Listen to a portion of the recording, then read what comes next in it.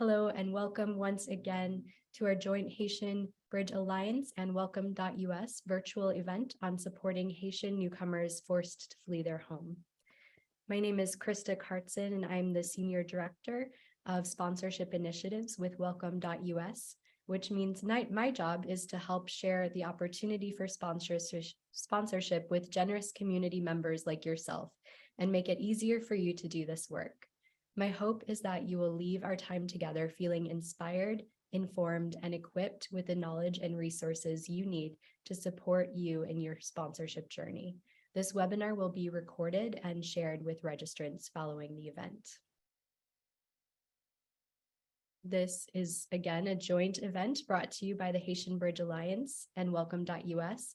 As part of our agenda this evening, we will be introduced to each organization and their respective mission, learn more about how you can provide a path to safety for Haitian newcomers through sponsorship, and hear from our special guest, Marie, about her sponsor journey, and receive more details about what resources are available to help you in your journey.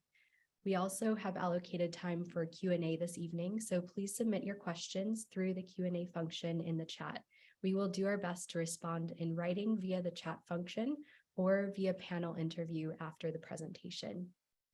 And with that, it is my honor to introduce Gerline Joseph to share more about the Haitian Bridge Alliance and the situation in Haiti. Gerline is the co-founder and executive director of the Haitian Bridge Alliance, as well as the co-founder of the Black Immigrants Bail Fund and the Cameroon Advocacy Network. A leading human rights advocate, Gerline was named one of Politico's 2021 40 most influential people on race, politics, and policy in the United States. She has received numerous awards for her human rights leadership, including the 2021 Robert F. Kennedy Human Rights Award.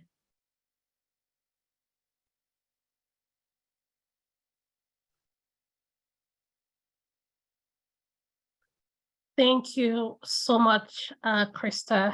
Welcome each and everyone for joining the Haitian Bridge Alliance and Welcome.us in our efforts to bring life-saving protection to people in Haiti and Haitians they might meet during their journey and who might currently just be searching for what we say, chercher la vie, searching for life. My name is Gerline Joseph. As my dear friend and colleague Krista mentioned, I am the co-founder and executive director of the Haitian Bridge Alliance. And we say, "Un pile main chay palo," many hands lighten the load. It's in this spirit that we welcome you, and we are so honored that you are joining us to see how, together, Haitian Bridge Alliance, Welcome.us, the people of the United States, each and every one of you who are currently participating. So thank you so much for joining. In our work, understanding the realities, the root causes of migration that is forcing people to flee their home in search of safety and protection. We've seen the news, we've heard the stories.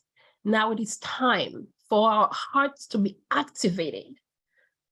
That is the point right now.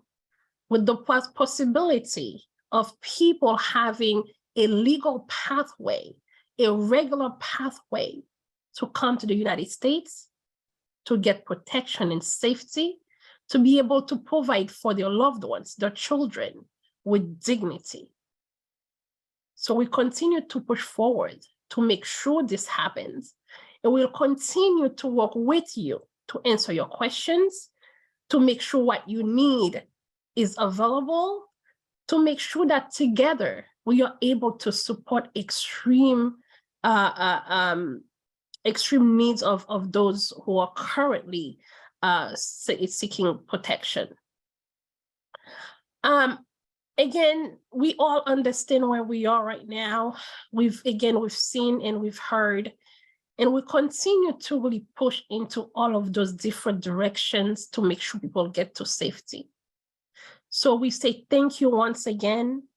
And we are hoping with the information that you will be receiving today will just take you closer, one step closer to saying yes, to opening your heart to a person, a Haitian, a mother, a father who is in search of a sponsor.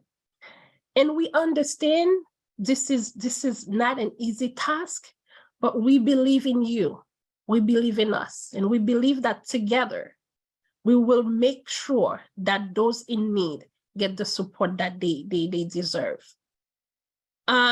With further ado, I will go ahead and pass it back to Kaylee.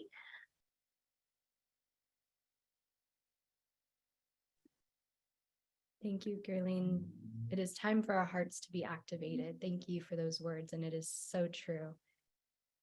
We're going to hear next from Denise Coma, who is a sponsor. I understand this is a video from the Haitian Bridge Alliance, and we're going to hear firsthand testimony from Denise Coma about what her family has faced in Haiti and how she was able to provide a pathway to safety for them. Moi, c'est Denise Coma. Moi, di staff baden nan merci pour programme santé mété. Nous capable sponsor famille moi, m'ge frère moi qui entre avec nevem. Il était réellement stressful. Chaque mois, il a été l'aime pas qu'à journée, on dirait qu'il a sauté parce que nous a mouru dans la rue à gauche à droite. Il a tiré mon la caillou. Pour premier a, m'ge frère moi qui vini, m'ge nevem qui vini malgré que l'autre qui a toujours qu'il sauté, mais on dit bon Dieu merci, dit président Biden merci avec tout staff là parce qu'il était aidé nous. Il était créé programme ça pour nous être capable d'entrer dans la famille.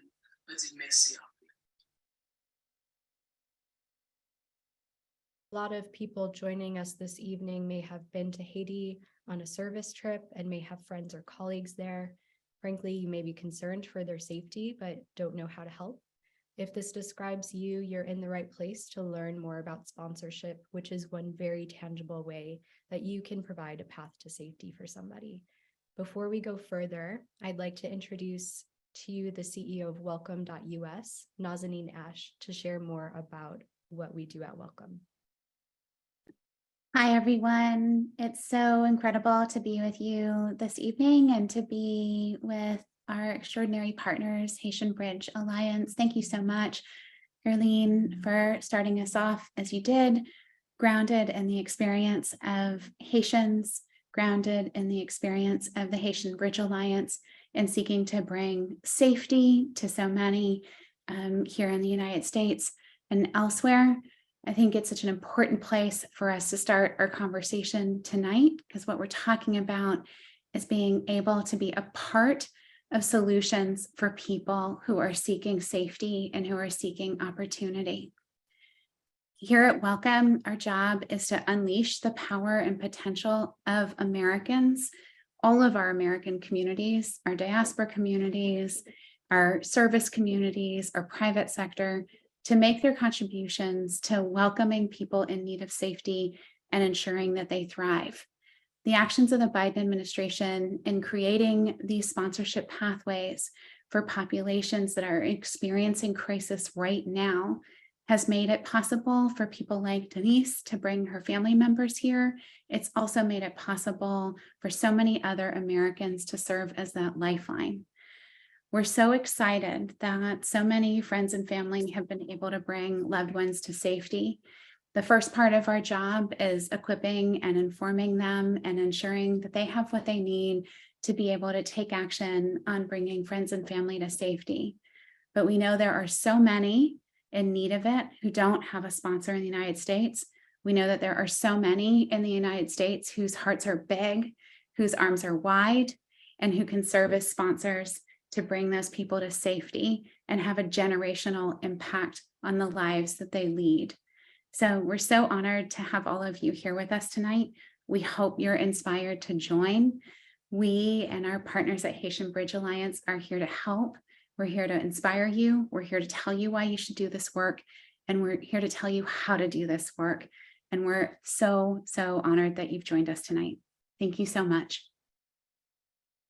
Nazanin, that's a beautiful segue to our next video, which introduces Max Skolnick and his community, who welcomed an Afghan family through sponsorship. They didn't know this family before they welcomed them into their community, but it was certainly a transformative experience for them and certainly does have generational impact in the lives of the newcomers that they've welcomed, as well as the lives of the community. So I'd love for Brian, go ahead and play the video with Max.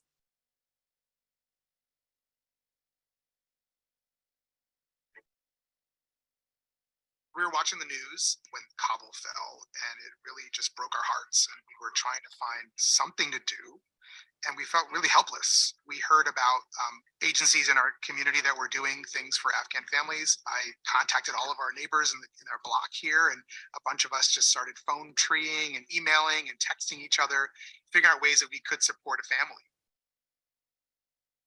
We began to collect stuff and just get as much as we could. And this family over here got a couch, and this one over here got silverware, and we got a desk, and the things that we couldn't contribute ourselves, we went out and bought. We had a lot of volunteers and neighbors come on the day of the move-in, and it took us about 3 days to do it all. It was a whirlwind of community action, and we just did it. We sort of, rolled up our sleeves, and started putting all the furniture together, putting carpets down, buying food, and just really trying to be as present and as unobtrusive as possible to a family that was clearly in shock. I helped build the chairs. I also gave them my bike. It makes me feel good to help other families and know I'm doing it for a good reason and a good cause. So it feels like I'm actually part of something very, very big. When we finally kind of were able to settle down and hear their stories, and they showed us pictures of what their home used to look like back in Afghanistan and why this was so important to them, it really hit home of what an incredible relationship this was that we had formed between our families here in DC and a family that had been flung halfway across the world into these entirely new circumstances. And I think that to me was just the heart of it, the core of it, was how can we share this love, this sense of home, this sense of community with a family that is suffering such deep trauma.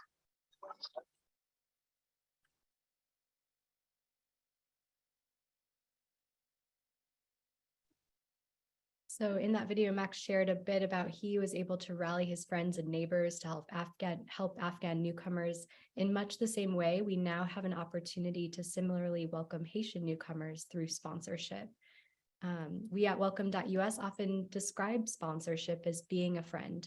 As you sponsor, you welcome a newcomer into your community and help them with anything that you would a friend who hasn't lived in your area before.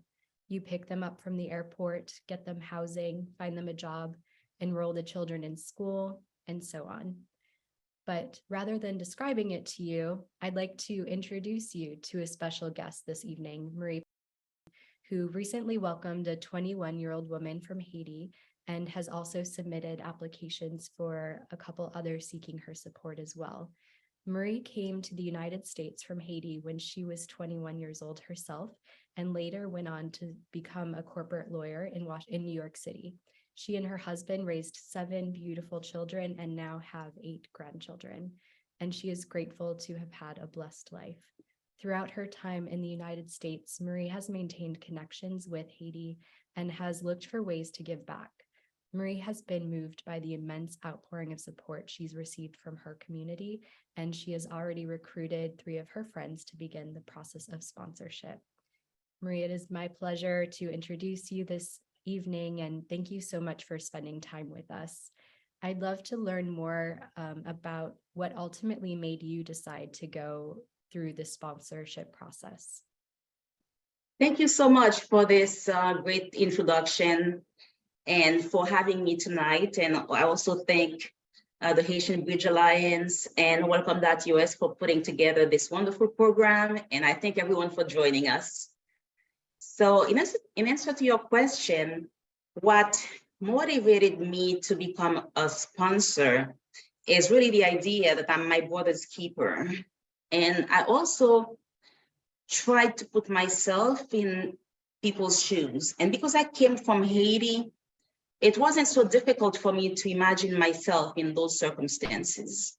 And I know that if I was in that situation, I would want someone to reach out and help me. When I always kept up with Haiti, and what I saw over the past couple of years has been really different from anything that I had seen before. I started to see even very wealthy Haitians who had all the comforts at home leave their home and come over here to the US just to take a break, just to relax and de-stress. That made me think about those people who couldn't leave and what their situation was. So when the program was announced, I saw it as a chance for me to really do something more than just donate money. And of course, I had some concerns like everybody else. So I did the research instead of listening to all the misinformation that's out there. And I tried to become familiar with what my obligations were and whether I would be able to fulfill them, and the different types of sponsorships and the different types of beneficiaries that you could sponsor. So I got to a place where I was comfortable and I decided to jump in. Marie, thank you so much for sharing that from your own personal experience. Can you share more about how did you decide who was a right fit for you and who you were comfortable sponsoring? Well, I kind of went in slowly. So the first person I decided to sponsor is a relative. I'd never met her. She was born long after I had left Haiti, but I had met her dad a couple of times, didn't really know him that well. And so I decided to go with her at first. She arrived here about a month ago, a little over a month ago, and just going to the airport, waiting for her for 3 hours while she was being processed, and finally seeing her emerge from customs. And you could see she was exhausted. She's a very young woman, and she had been through a lot. She was exhausted, but she was also excited. She was nervous, but also relieved to be out. And I know that her dad was in Haiti waiting to hear. So the first thing I did was snap a selfie and WhatsApp it to her dad back home. And I knew, it was such a great feeling to know that I was going to be able to make a difference in this young lady's life, even if it's just for 2 years. It will mean a lot to her. And I decided I was going to do my best to make the most of the time that she has with me. And so far, it has been wonderful. I'm so glad to hear that, Marie. Thank you. Can you tell us more about how you came to understand your role as a sponsor and what your responsibilities look like? My responsibilities as a sponsor, I think will vary depending on the beneficiary. For this young lady who came, she's 21 years old and she doesn't speak much English. I think I will have a lot more. I will be a lot more involved with her. And I knew that going in. So I got her registered for school. Earlier today, I took her to immigration to process her biometrics to get her work permit. I helped her secure a job that starts in June. What else? I mean, I even shopped for clothes and toiletries before she got here. I had to teach her how to cross the street, how to shop at the grocery store. It's also been fun. She goes everywhere with me. We took her to the gym and she had never been to a gym before. So she's taking videos, selfies to share with her friends back home. And I'm just praying that she doesn't break her neck. So it has been really great, fun, but also it's a lot of responsibility. It's something I took on. And but she has stepped up to the plate. She's very grateful and very gracious. She learned faster than I thought she would. Certain things. She can cook on the stove at my house. She's someone who got on an elevator for the first time when we got to my high rise. And now she can take the elevator, go down to the pool, to the beach, and she comes back up and she does everything for herself. I'm leaving on a short vacation tomorrow and I'm leaving her here by herself because I'm confident that she can handle it. She knows how to cross the street. She knows the signs. So she's been doing well. So it's a lot of responsibility, but something that I knew. The other people I'm sponsoring will be different because I know myself and I know I couldn't do this for many people. So I selected people who speak some English, people who have family and friends who can help them, even though they may not qualify to sponsor them. They may not have the financial means or the immigration status to be a sponsor, but they are willing to really pick up that person and help guide them. And there are also people who are educated. One of them has lived here in the past, went to college in the US in the past. So she is familiar with the country, and she will be able to hit the ground running, so to speak, and do things for herself. So my responsibilities vary from beneficiary to beneficiary. Well, thank you, Marie, so much for sharing your valuable personal experiences with us, with the newcomer that you've welcomed, this young lady who is now, we want to celebrate alongside you that she got this job that you helped her with and has been just growing and learning so much just in the month that you've welcomed her into your community. And we're so thankful for the others that are also in process. We look forward to hearing from you more a bit later in the Q&A section. So for those who have questions for Marie, I just want to remind you to please drop those questions in the chat, and we'd love to get to those a little bit later. But next, I'd like to speak more to this process for Cubans, Haitians, Nicaraguans, and Venezuelans, and why is sponsorship even possible right now? So sponsorship is made possible now through a Department of Homeland Security program called humanitarian parole, by which eligible supporters, such as American citizens and permanent residents, can apply to the U.S. government on behalf of an eligible person seeking safety. The application is free and it is called an I-134A form. Those accepted will be granted humanitarian parole here in the United States for 2 years. Recognizing that Haitians arrive to the United States through this pathway are fleeing their homes and may need extra support, Haitians entering the U.S. are eligible for any benefits that refugees would be entitled to, like Medicaid, SNAP or food assistance, TANF, and housing and cash assistance from resettlement agencies. And in order to be a sponsor, you'll need to first connect with someone who you want to sponsor. So Marie, the first person that she sponsored, knew that individual, and then subsequently she didn't know the next few couple people that she sponsored. And you may or may not know someone that you want to sponsor. If you don't, Welcome.us has this resource or platform called Welcome Connect. It's an online portal to help you connect with people who are seeking your support. Right now, there are healthcare workers, educators, mothers and fathers, grandparents, and families on Welcome Connect. They have profiles there. You can chat with them and to see if they'd be a good fit for you and your community. Go on to Welcome Connect and you can create a profile. You receive training and you can start chatting with Haitians who are seeking your support. And if anything has piqued your interest this evening about sponsorship, I want to encourage you just to sign up. Go on the platform, sign up. I'll ask my colleague to drop a link in the chat. Start speaking with someone who may be seeking your support. You're not making a commitment if you create a profile and start speaking with someone, but it could be the beginning of a lifelong friendship. So I really encourage you to start just by doing that.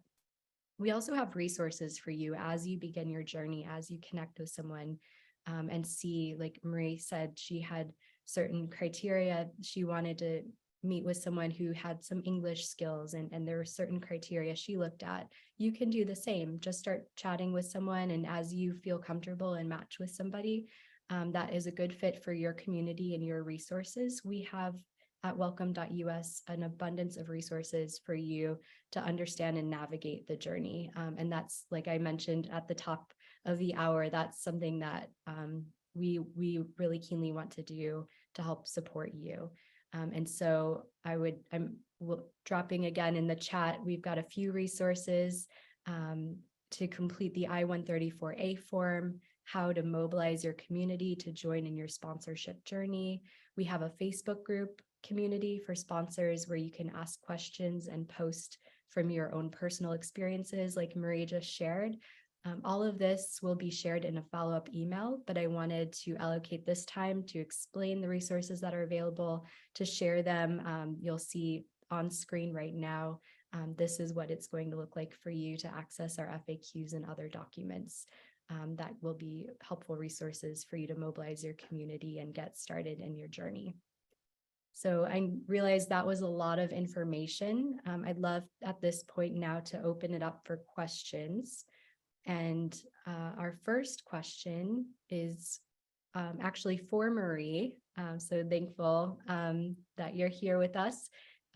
This person is asking more about how did you mobilize your community to welcome this young lady and others in your community.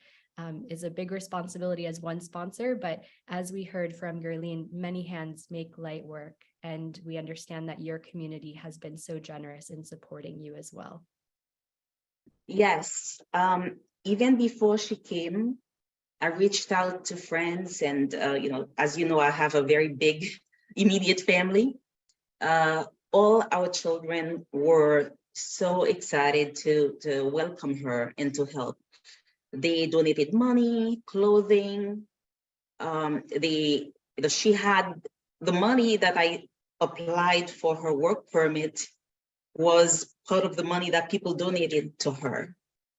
And she currently has hundreds that she has to, as spending money until she starts working, because other people have just been sending money to me that I could give to her even before she arrived here.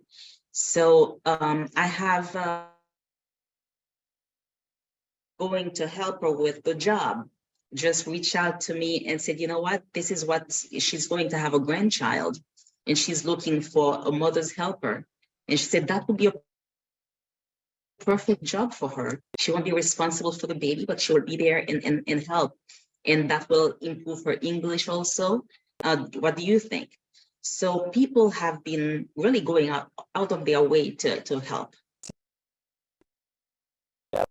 That's so encouraging to hear, Marie. I just see it. The next question says, I live in New Hampshire. Can I sponsor someone that's going to live in Miami?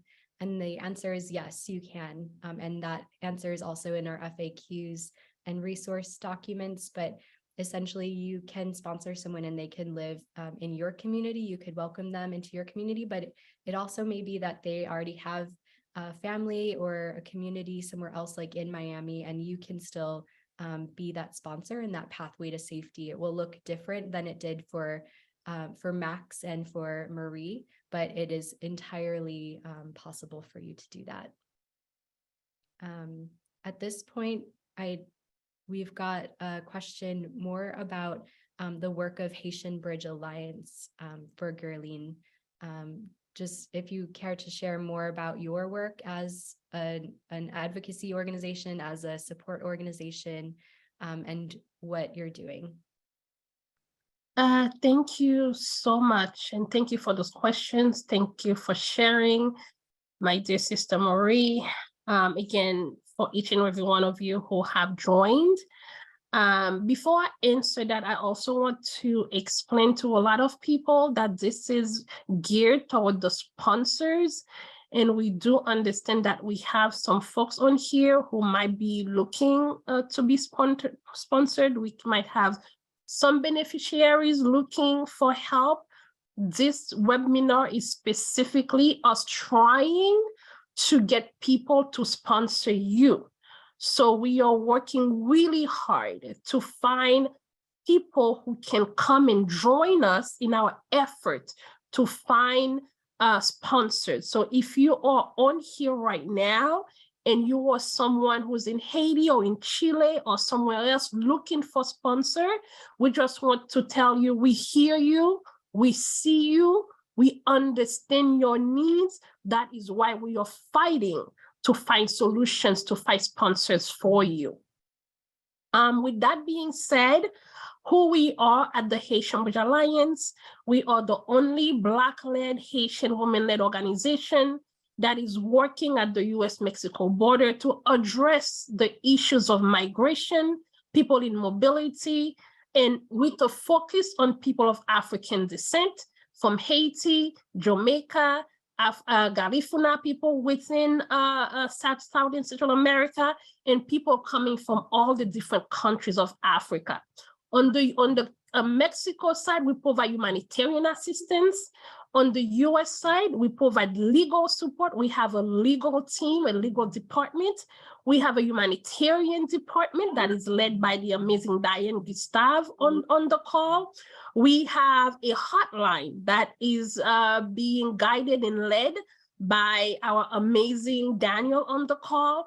We are here for you, fighting not only with providing the services, but organizing heavy policy and making sure that we push the government to change the way they welcome people, that we center the lives of those searching for asylum, whether they are fleeing the war in Ukraine, extreme conditions in Haiti, or dictatorship across South and Latin America.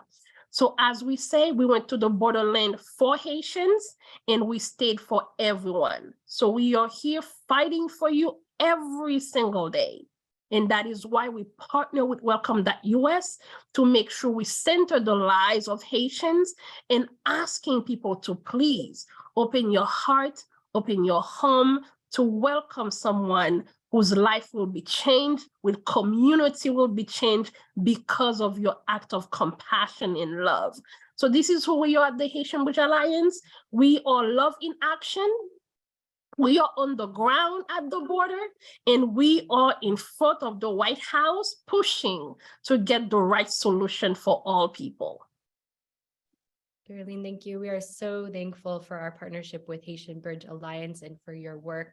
We are so thankful to be partnered in this effort, specifically to engage with communities, to welcome Haitians. There's a lot of work that you're taking on. Love in action is big. It's a big work. It's a big load.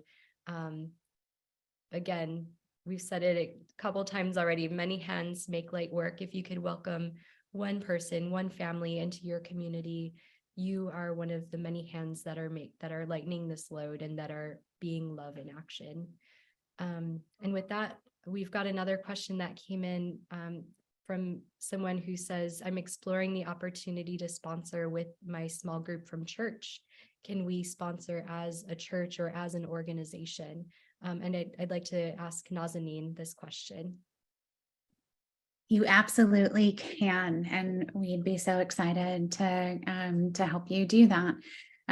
Sponsoring as an organization, sponsoring with a group is some of the most effective and joyful ways to do this work. As you're hearing from Marie, you know, the people who come forward to help, the people who come forward to build community around newcomers that we're welcoming here in the United States make all the difference in their lives and make all the difference in making the load lighter for those who have opened their hearts and arms to welcome. So you absolutely can, and you can apply as a group on the USCIS application. And when you're doing that, it means you can submit a letter on behalf of your organization that can help with meeting the financial obligations for the sponsorship application. Thank you, Nazanin. And I saw another similar question come through about, I'm interested in sponsorship, but I might not have the financial means to be approved as a sponsor. And so that's one solution. You can sponsor as an organization. We have also fundraising resources that you can use. You can get some friends together. As Nazanin said, sponsoring in a community is really the best form of sponsorship, because it is going to take a community to welcome and help support these new neighbors. So we just recommend that you use those resources and sponsor as part of a group. Let's see, turning over to another question coming in. How long does the sponsorship process normally take? And if Nazanin could answer that one as well. The sponsorship application approval process has been taking somewhere along the lines of 6 to 8 weeks. The sponsorship period is for 2 years. And the expectation really is that as a sponsor, you're assisting someone to become self-sufficient. You're helping them resettle in their new community. You're connecting them with jobs and other supports, as Marie has described, and you're assisting them with being able to be independent newcomers on the way to building a new life in the United States.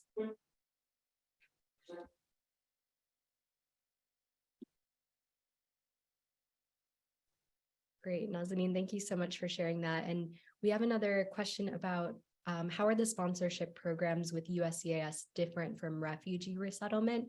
As I mentioned, Haitians coming to the United States through this humanitarian parole pathway are eligible to apply for many of the benefits that refugees do apply for, like Medicaid and SNAP assistance and cash assistance. But there is a distinct difference between the two pathways. Refugee resettlement is a long, protracted, and complex process that can take years and even decades. There are over 27 million refugees in the world, only 1% of whom will ever become eligible for resettlement in a country. To become eligible for refugee resettlement, individuals and families must be outside of their home country, meet the international definition of a refugee, must be determined to be eligible for resettlement by the United Nations, and apply to be resettled. USCIS is part of the U.S. Department of Homeland Security, and the USCIS sponsorship programs, or the Humanitarian Parole Program, provides a fast and easy entry process into the United States. In 2022, close to 100,000 Ukrainians found their path to safety through the Uniting for Ukraine parole pathway, which is similar to the one we're discussing this evening. These USCIS sponsorship programs do not rely on UN HCR or UN agencies or national and local resettlement agencies. Instead, they rely on people like you who are willing to sponsor somebody. That's why it's so important for sponsors to participate in this program. For individuals and families seeking safety through humanitarian parole, a sponsor to the United States is required. And I would add, as we hear from Marie tonight, from Gerline, and from Nazanin, I want to stress the importance and the impact that you as a sponsor welcoming someone whom you do not know into your community, what a life-changing event that is for them and for you, for the communities that I speak with and the sponsors that I speak with. Just remark consistently how much they've been positively affected by welcoming a newcomer, and how they've seen their community through new eyes and have built new friendships with newcomers, but also with their existing neighbors, with their new neighbors and with their old neighbors, because this effort really brings people together. It has a way of restoring community and creating that change and creating that sense of unity as we rally around and welcome people into our communities who just need support and are looking for friendship.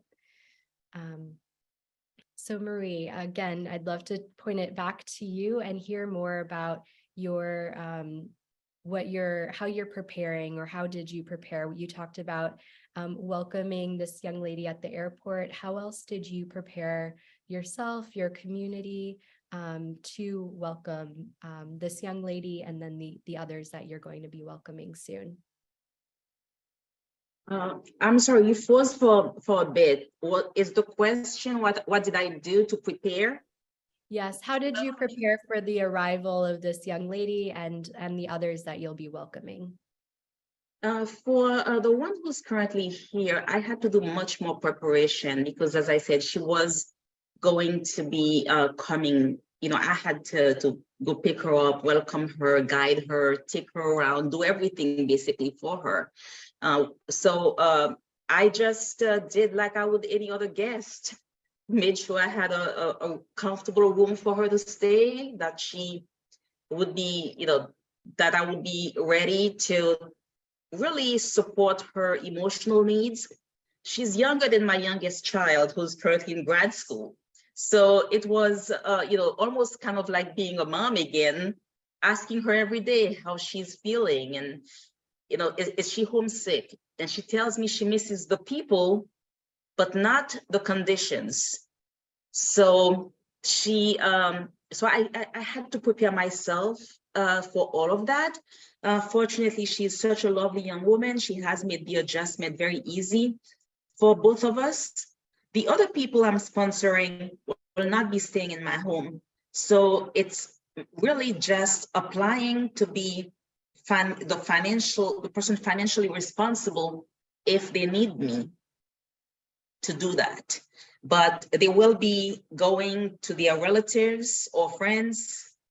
And, I really don't have to do much. I will be here as a sounding board, someone that, they talk to me, they reach out to me from time to time just to, check in. And I think I'll be a friend to them. I'll be a mentor if they need one. They're a lot younger than I am. So, but I don't really have to do as much preparation as I did for this current person. Thank you, Maureen. We've got another question for you. Someone wrote in asking if someone doesn't speak English, would it be a problem? Maybe the sponsor doesn't speak Haitian Creole. Is that for me? Yeah, how might you answer that from your experience? Well, my husband doesn't speak Haitian Creole. And he has been able to communicate with her, and she speaks very, very little English. I think it depends on the age of she spoke very little English when she came in. Now she's already picking it up. So I think, if it's young people tend to learn new languages faster. So, if you're going to bring a 50-something-year-old, it probably may take a little longer for them to adjust and to learn the language, and you have to be prepared for that, to give them that support. Maybe find someone who can translate. There's Google Translate. There's all kinds of ways to do things. It was not an issue for me because I'm fluent in Haitian Creole. The other people I'm sponsoring speak English. What I've done with her is, explain to her, this is the way to get along in this country is to really speak English. So you have to do the best that you can and enroll them in English classes as soon as possible. She started within a week taking English classes. And I told her she loves texting. And I said, I'm not texting with you in Creole. You have to do it in English. And sometimes she will say, what does it mean, Auntie, when I say something to her? She'll learn how to say, what does it mean? And since I speak Creole, I'll say it to her in Creole then. Or I'll say, you translate it on your phone and tell me what you think it means. So there are ways around it, but I do think it might be a little bit more challenging if I didn't speak the language. My husband communicates with her. And, just a few minutes ago, before I started the call, he came in and he said, oh, I think she's looking for you, because I was in here getting ready for the call. He said, I think she told me she's looking for you, but I'm not 100% sure. So, she knows how to say thank you to my husband. Like, he took her grocery shopping and she was like, thank you so much for helping, So they find ways to communicate with you and you find ways to communicate with them. And they improve pretty quickly, some of them.